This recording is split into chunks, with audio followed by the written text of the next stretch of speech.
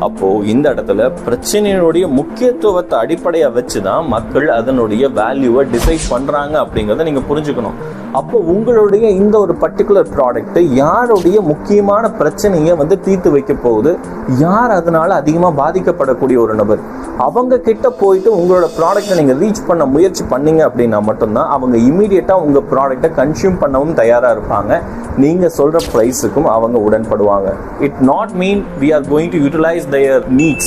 அவங்களோட அந்த இயலாமையை பயன்படுத்துறோம் அப்படிங்கிறது இந்த இடத்துல அர்த்தம் கிடையாது. அவங்களுக்கு we also try to serve. அவங்களுடைய அந்த ஒரு தேவையை பூர்த்தி செய்ய தான் நாம இந்த இடத்துல முயற்சி பண்றோம்.